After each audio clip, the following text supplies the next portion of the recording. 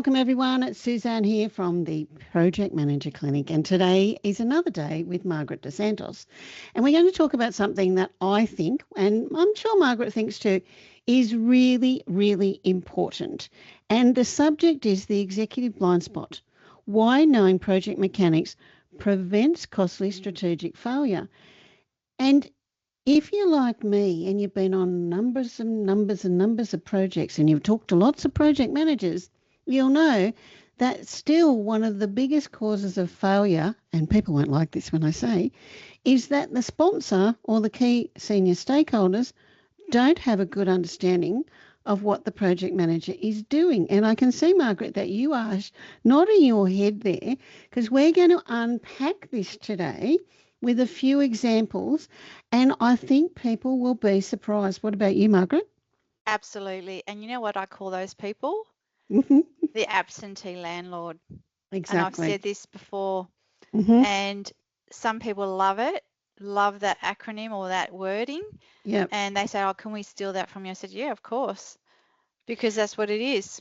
Yep. They've got no idea what's going on, and they don't want to have any idea of what's going on. It's like they absolve themselves of any responsibility. Yeah. But, you know, if they are the person that is tasked with or had the idea to transform the organisation, which often is a an executive in the organisation. It's not usually a project manager that goes, hello, I'm on, and they might, get the business case developed and all those things. It's within their interest to really not only know what the project is, but to understand project mechanics. And that's what we're going to talk about today. So, Margaret, let's just dive right into this, because you've kindly done a really nice PowerPoint, which I will blend in with this presentation for the session. But if you're out there watching, please subscribe to the channel, give us a thumbs up. We love doing these things for you, and there's lots more here. So your first slide is talking about the strategic execution gap. Now, I've never seen this sort of information before. So can you just tell us a bit about that? Yeah, sure. So this is from a study. So it's from the PMI Pulse of the Profession from the McKinsey Global Institute. And it's got statistics here and it's got 3 boxes of statistics. So the first one is 70% of strategic initiatives fail to achieve their goals. So is this separate to a project? Because we know that projects are very high in the 70, 75%. This is just a strategic initiative. Yeah. And wow. do you know what? I think a lot of that has to do with absentee landlords. They're not present, Yep. so decisions can't be made. It's actually one of the top 10 reasons why projects fail. Wow. Another is that the change management is not embedded in the organisation, and people refuse to embrace the change and adopt the change. Yep. That's partly the reason. I mean, I haven't got these reasons here listed, but I mean these all contribute to the total percentage of why things fail and why they fail to meet their goals.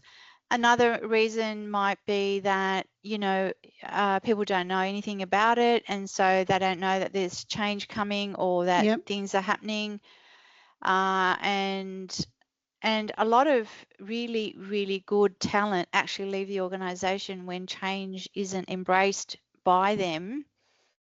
They'll just walk out. Right. Because they disagree with, some things, because they're not brought into the journey of Yep. change. Yeah. And this is probably a really good topic for change management. I'm sure you've probably had this topic. Well, we've talked about some of those sessions. Yeah. But this is pretty scary, that middle box that you've got there. An awful lot of money in project investment is wasted due to poor execution. That's of the strategy, Margaret, or of the project and the strategy, or the executive themselves not understanding, and which is what we're talking about today. Like, what do you think drives that? I think it's a big number. It is a big number, and I think part of the reason is because I think the budgets and everything are not tracked to what the intention was, that, you know, Mm-hmm. originally had, you know, when you'd set up your budget and this is the budget and this is where our funding is going. The other thing is poor contract execution with vendors, for example. Yes. I've Yes. had that with where we were lucky, we were the customer and we had organised a fixed contract.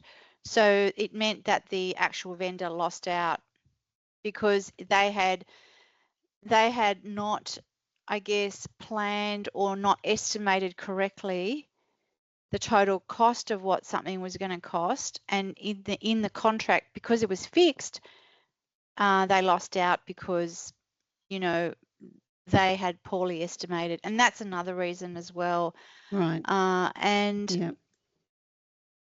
And yeah, often I so find that people think, I mean, this is going to sound weird when I say this, that people think the budget is fixed. Well, that sounds weird to you project managers out there, doesn't it? The project budget should be fixed, but it can also flex and change. For example, you can bring a project in under budget. You can bring a project in very successfully over budget by using your project management tools and techniques. But the very worst thing that you can do is turn a blind eye to the budget and just think, well, I've got $10 million.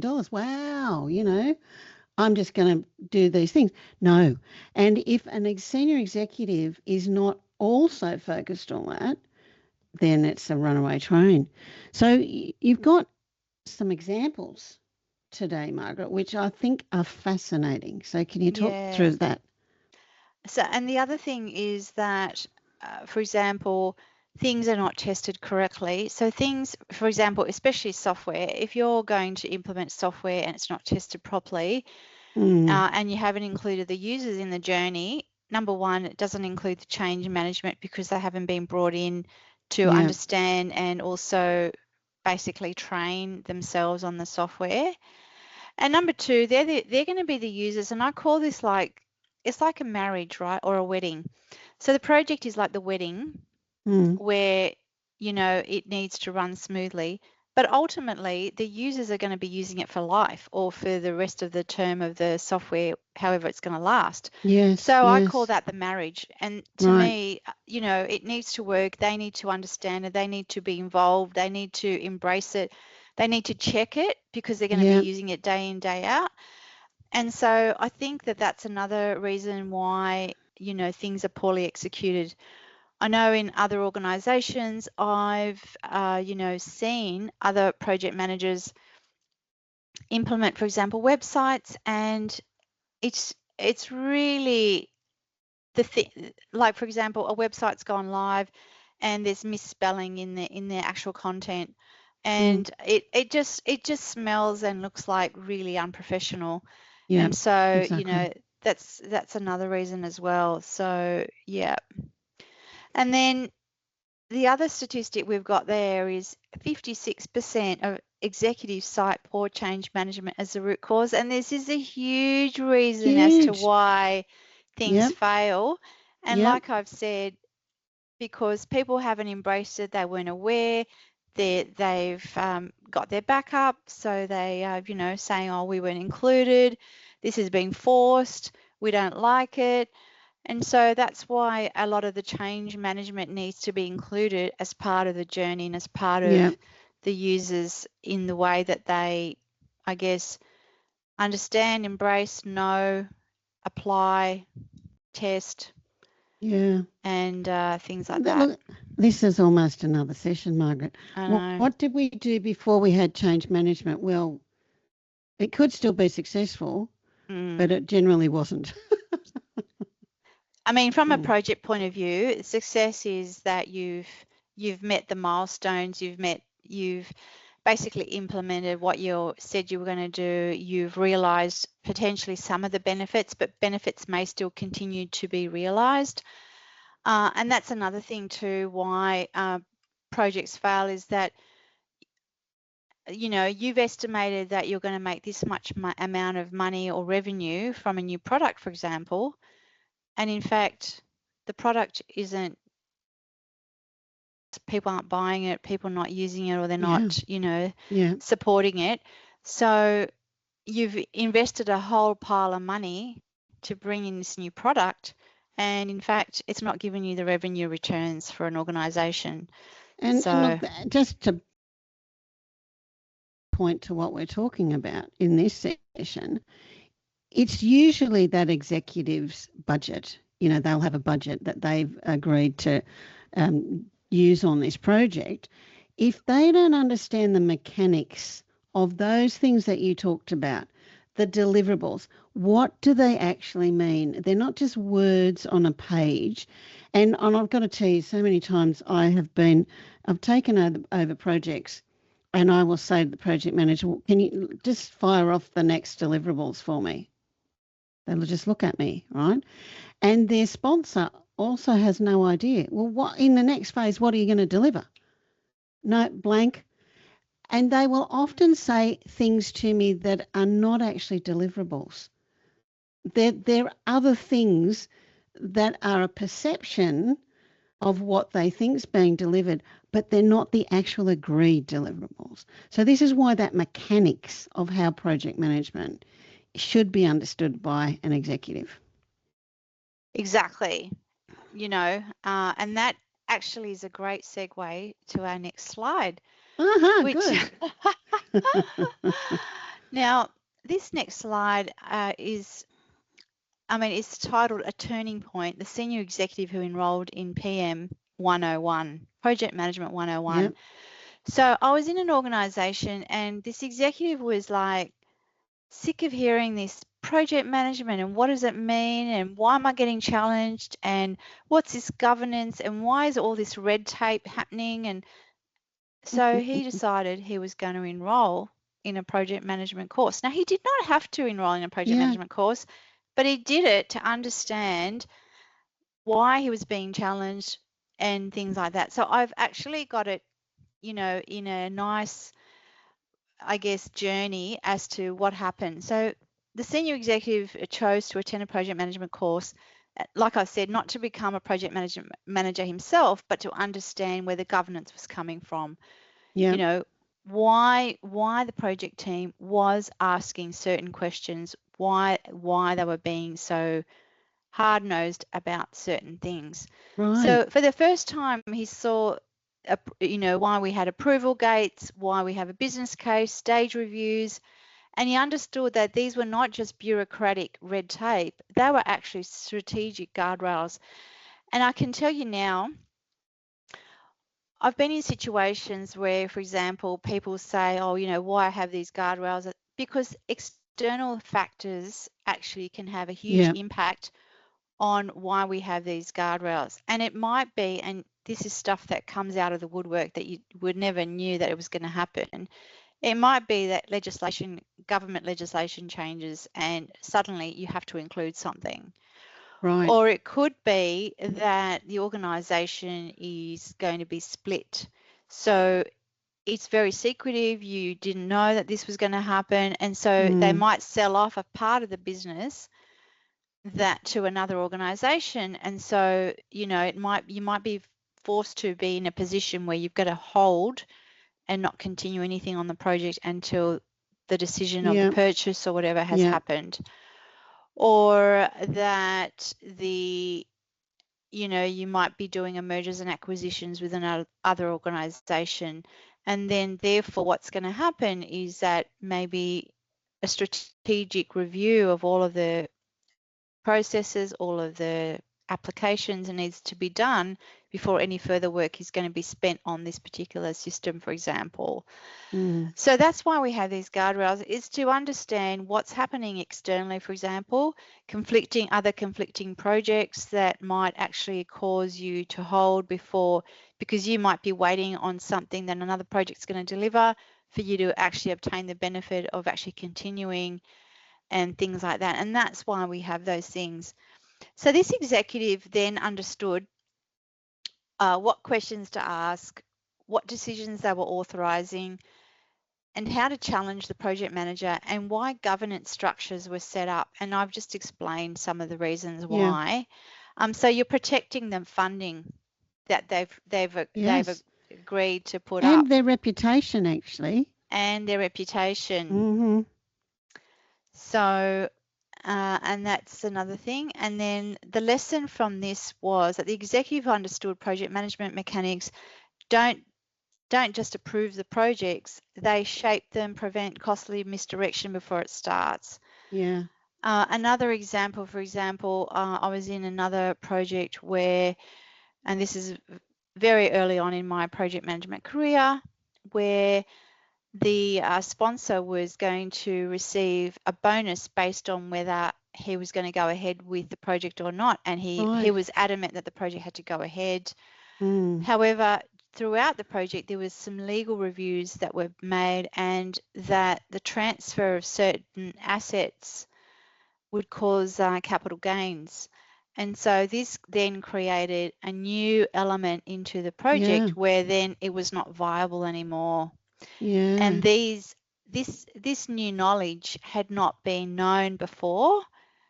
It was assumed that all the assets were going to be collated together, but because the names of the assets were being changed, Yeah. it triggered capital gains and some tax things. Wow. And this Yeah, affected his bonus. it It's affected yeah. the project. The project had to stop.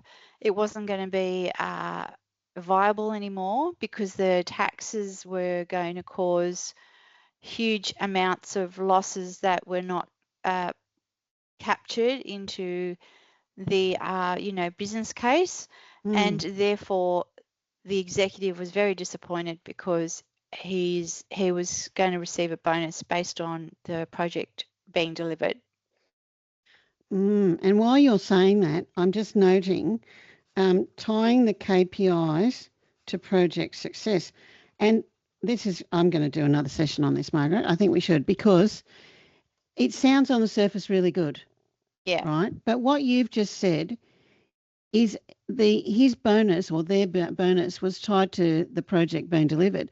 And sometimes I've seen that they hold on to a project too long because they're tied to their own KPIs. Not helpful. That's right. And unfortunately, in this case, it did not serve, because it was investments and the unit holders would have been affected. It did not Right. serve them. It also did not serve the project outcome, because the costs would have been higher than what the benefits were going to deliver. Yeah. And so, and that's why we have these guardrail stage gates. You say, okay, do we go, now that we know this legal review's happened and we know this new information, do we then go ahead? And it's to protect no further spending so that you don't lose more money. And there's nothing worse than continuing a project where you're losing money and you continue to lose more money by continuing to stay on it. Very common.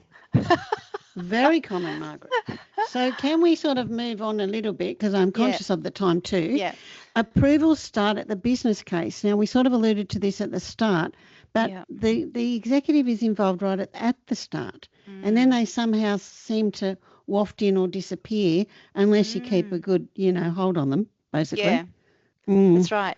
And for those who are watching, Susanne and I did a separate YouTube on the business case, how to write one and what sort of elements go into a business case. So subscribe and like and listen to that YouTube, because that was actually a really good one. And when we did that at Club York, just that's what we did too. Yep. Yeah. Mm-hmm. So, I mean, when you have a business case, it needs to be strategically aligned.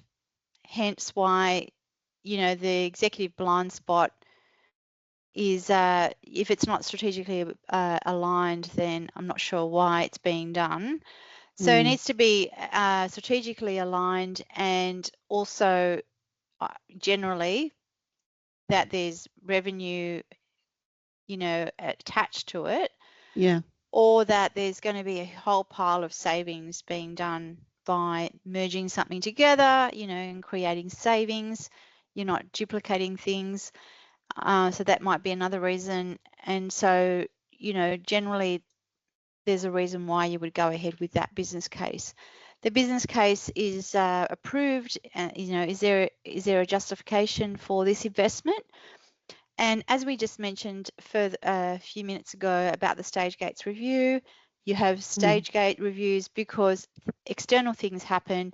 Things are, brought to light, and it may cause a change in direction as to why you would continue or not continue. And therefore, do we stop? Do we change? Do we make a change to what we agreed and then, continue that way? Benefits realization. I mean, the whole point of why we go ahead with a business case is we're going to get some benefits out of our investment. It's like when you put money in the bank, you hope to get some interest on your savings. So with the benefits realization, you hope to get benefits out of your investment. So it might be that you get a whole pile of savings, like I said, because you've merged something together. It might be that you've launched a new product and it's gone gangbusters and you're going to, make a whole pile of money, a new revenue stream.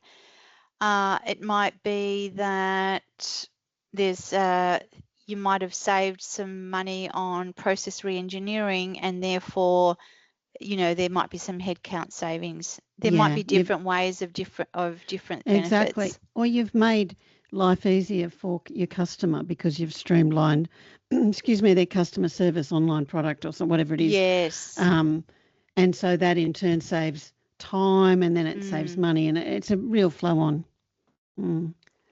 And then strategic learning, you should always do some, post-implementation review or retrospectives in agile projects. Get some learnings, and you basically learn from that, apply your learning, and so that you can do stuff better next time, your projects better next time, your processes better next time. So the executive really needs to be, at the business case, needs to approve it, and basically at stage gates needs to approve the various stage gates. Do we go ahead, do we not, and things like that. So it's not just a mechanical thing, it's we're setting up guardrails, we're protecting the investment, making sure that it's being spent wisely, and that we're not putting it into a money pit.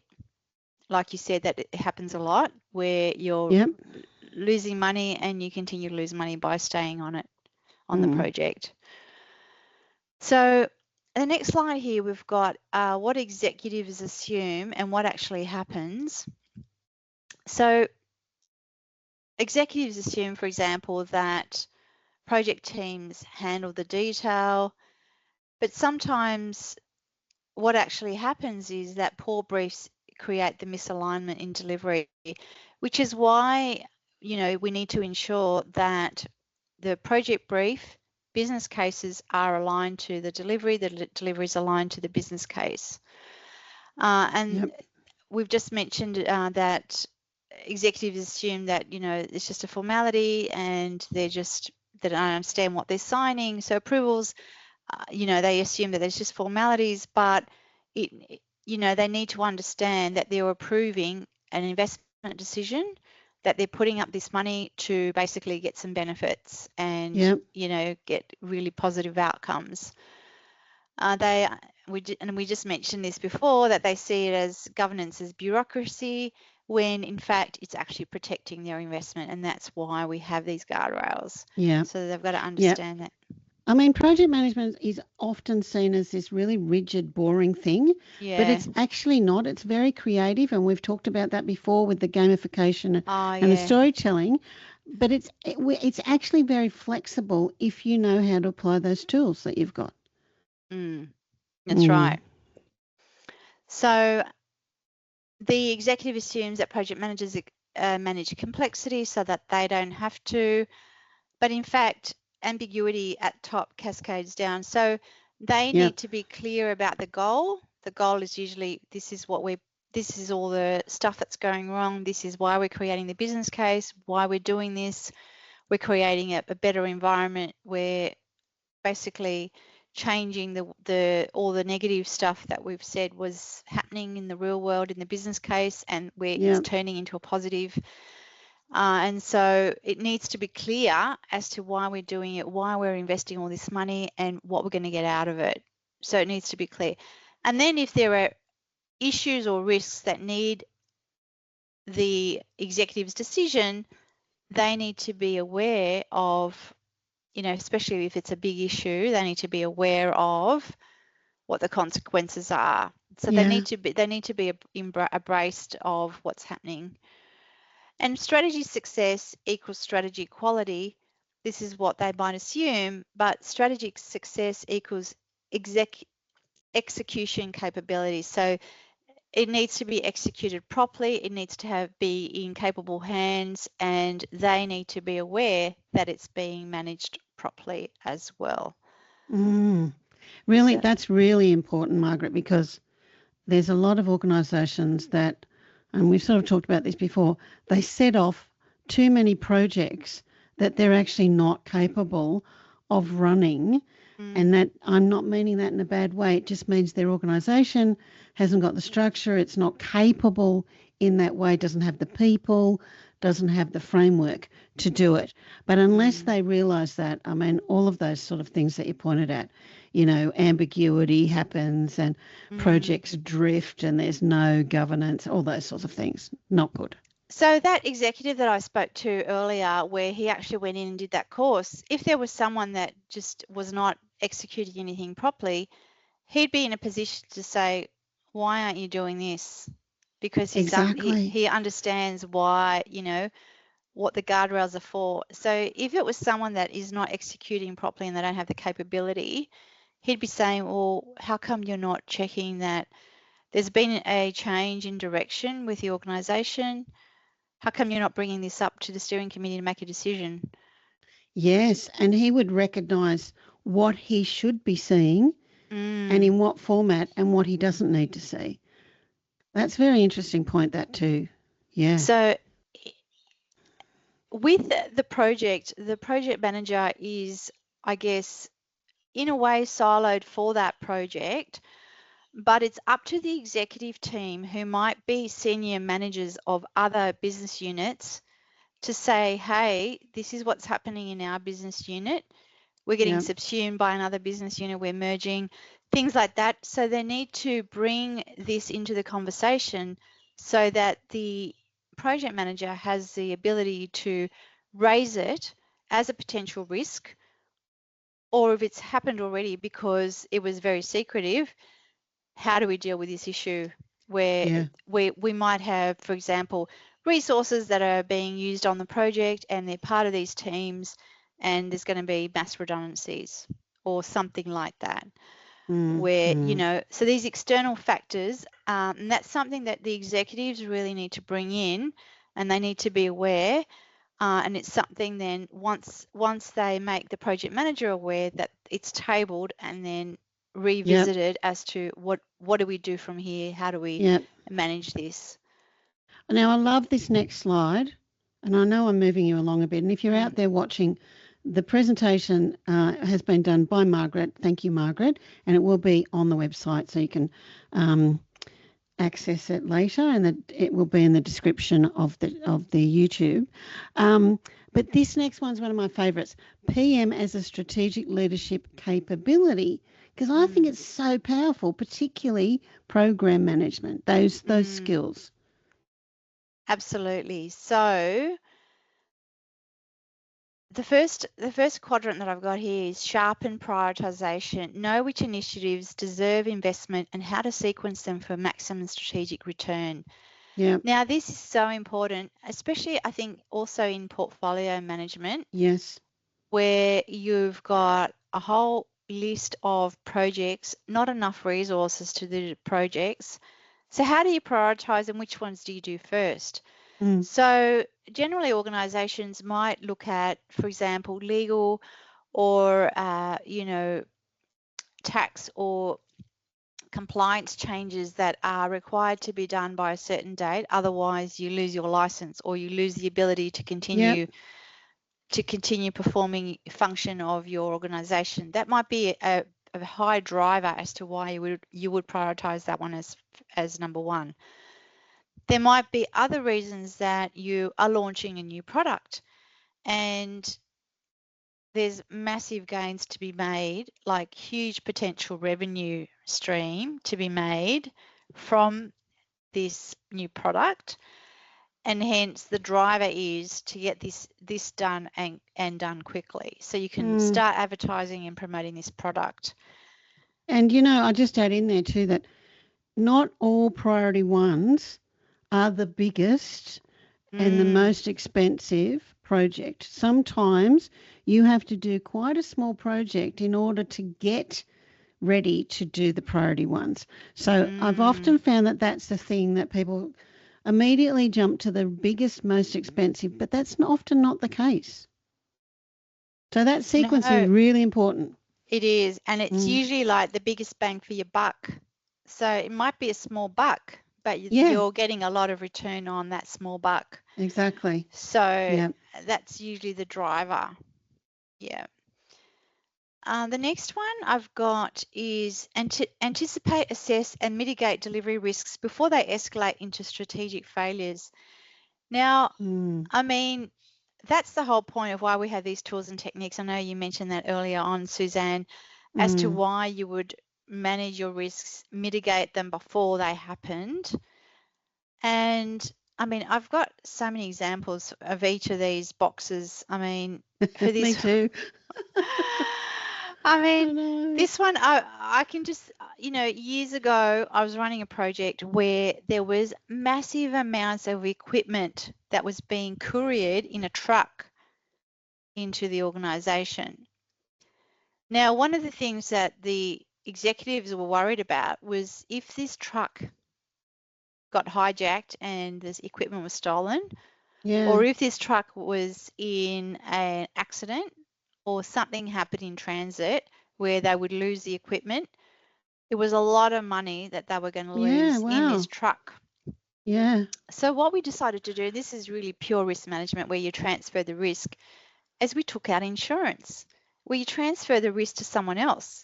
Right. So we took out insurance to ensure that the cargo that this truck was carrying was going to be protected. And by doing that, we transferred the risk to someone else. But in doing that, we had to pay for insurance. And so it was a mitigation strategy. And usually mitigation strategies do cost because you're putting in place something to protect whatever might happen, but hopefully it does not happen. And that's what we did. And that sort of protected us from losing all this valuable equipment in the event that we would lose it. It was a small investment for protecting the equipment. Yeah. So that's so that's just an example. And then the next one is stakeholder alignment. Which sorry to interrupt you there, but when you see that, when a lot of people see that, they immediately jump to the change management, right? We sort of talked about this before.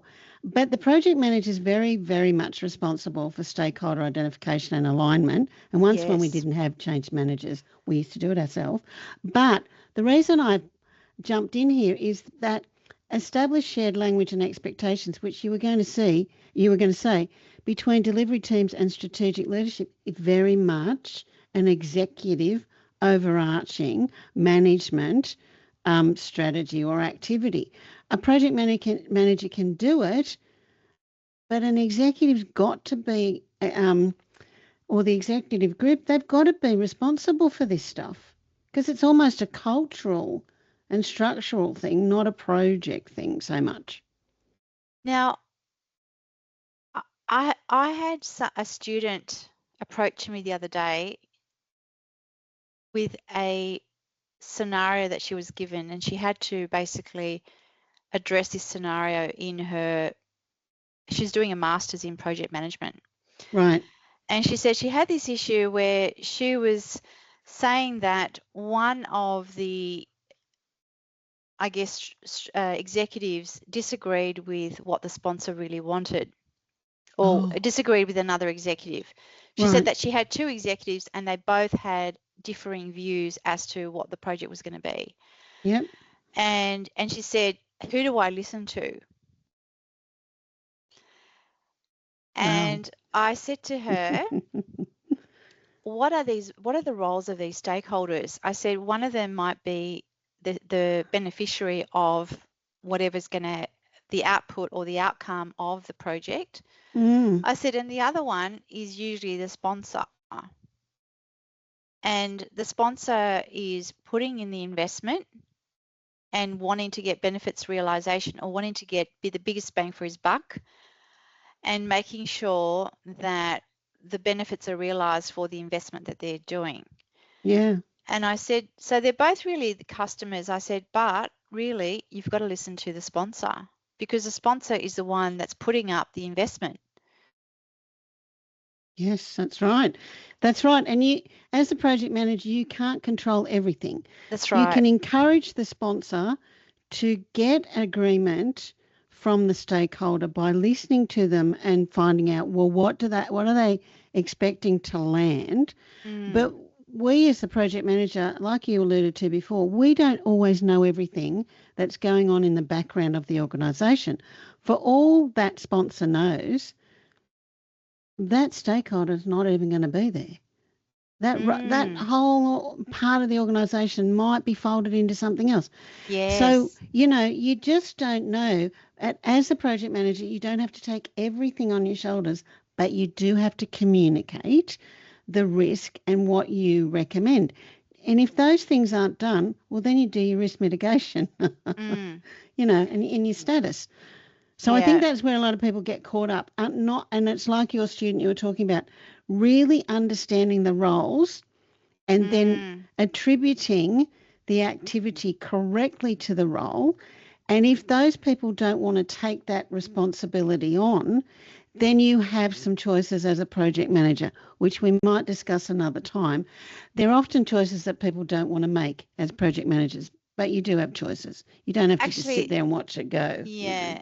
That's a very good point, because sometimes, as you said, the sponsor is getting rid of that area, but for self-preservation, that person doesn't like the changes that are happening that the sponsor is implementing. Yeah. And they don't want these things to happen, because they might lose their job, and they want their job and they want to continue working. That's right. So it's really, really and I said to her, the sponsor is really the real customer if they disagree with the other executives. Yeah. I said, because they're the one putting up the investment. That's right. And let them go and sort it out, go to war. As long as you've got your deliverables and stuff agreed, off you go. Now, this is also interesting too, translating strategy into two outcomes, which we sort of talked a little bit about, but now you bring in the boardroom intent in this one. That's right. And so the executive really needs to report back to the board saying, with their P&L, saying, this is what the money that I've invested into this project, because I'm going to get this much money out of, because I'm, for example, launching a new product, and so I'm hoping to get this much money out of this investment. So and especially if the company that they're working for is listed, they've got to report back to the stakeholders, or shareholders, I should say, shareholders. Yeah. So now, Margaret, I know we're sorry to interrupt you, but we're sort of starting to run out of time. Yeah. And you've done this fantastic pack, but I'm wondering if we can just go to the 5 questions, and then if we can go straight to then the leading high performance delivery, and skip the next one and then go to key takeaways, so that we can get through these slides, because we are talking a lot through them, which is really beneficial, but still. Yeah, sure. So 5 questions that the executive should be asking. Number 1, does the business case clearly articulate the strategic benefit, not just the financial return? So it needs to tie into strategy. So that's number 1. Number 2 is, what happens if this project delivers late, over budget, or de-scoped? Who is accountable? Yep. So and we talked about that a little bit just then, really. Yeah. Yeah. And then, how are benefits tracked after go live, and who owns realization? It's generally the portfolio team, or sometimes it might be the finance team, depending on the organization. But it's really the portfolio, because they continue on tracking the benefits forever. And then what are the top 3 risks of this program? Have I stress tested the mitigations? So we did talk a little bit about the risks and mitigation strategies. And is the organisation ready to absorb this change adoption? We did talk a little bit about that. We did, or are we understanding the underestimating the human side? So it's really important to ensure that humans adopt changes and that it's embedded in the organisations. The next one is leading high performance delivery. So the executive toolkit, they have a lens, they have language and leadership tools. So they have a lens, they see programs as living systems and not just static plans that just sit there and not do anything. It's a living thing. They understand the interdependencies and strategic tension points. They bring in extra outside influences that the project manager may not have been aware and bring them in to basically enlighten as to, you know, whether we have put guardrails in place or not. Well, they've got a broader lens than the project manager. That's I think that's what you're saying, yes. Yeah, that's right. Yeah. They speak the language of delivery. They understand the benefit maps, risk registers, change impact, and they earn the trust of your teams. I guess communication is another reason why projects fail. They don't understand. People don't understand. They're not aware. You know, they get the backup. They didn't know things like that. So bringing in the language, understanding things, leadership tools, understanding the escalation, clarity, decision velocity, portfolio visibility, the tools of a delivery savvy executive, bringing that into their round tables of the boardroom. If it's if they're shareholders, bringing that into the CEO so that he's aware, bringing that into the boardroom. And then what changes when executives engage? Project success goes up. There's late stage escalation. So late stage escalations go down because everyone's aware, they preempt, they put guardrails around risks, they basically protect the investment. Benefit realization goes up, wasted investment goes down. Team confidence goes up, everyone's aware, everyone knows what's going on. And strategic agility goes up as well. So it's all aligned with the strategy. So, I mean, the message here is it's really a good idea for executives to be more aware of project management mechanics because it's not as boring as you think. It's actually very exciting, particularly in practice like this. So our key takeaways?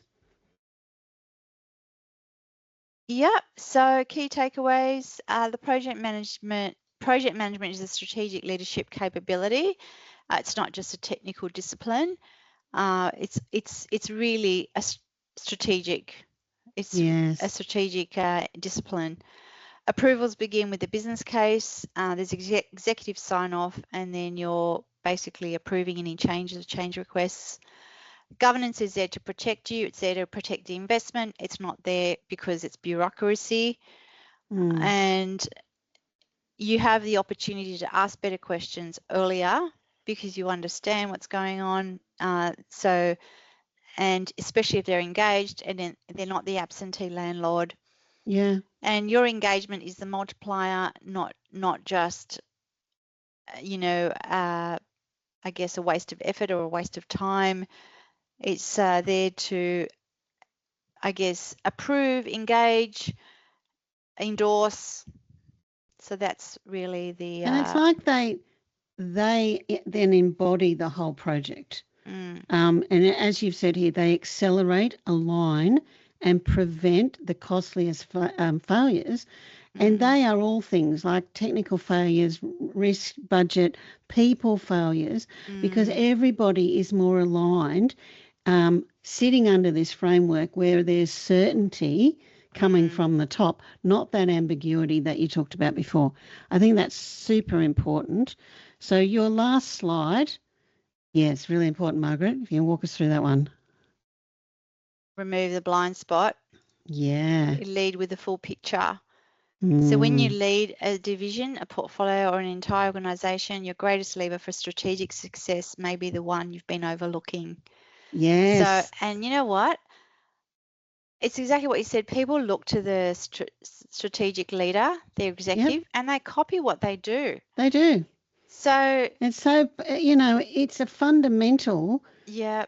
And if you as a project manager are not seeing that in your executive, that's that thing that we'll talk about maybe another time. What are your choices? What do you do? But it's really fundamental. So remove the blind spot, lead with the full picture. So if you're out there, executives, and you want more help with this, then let us know here at the Project Manager Clinic, because we can help you understand all of this. So other than that, Margaret, it's been fantastic discussion. Absolutely. And for everybody out there, again, please remember to subscribe and have a great project day.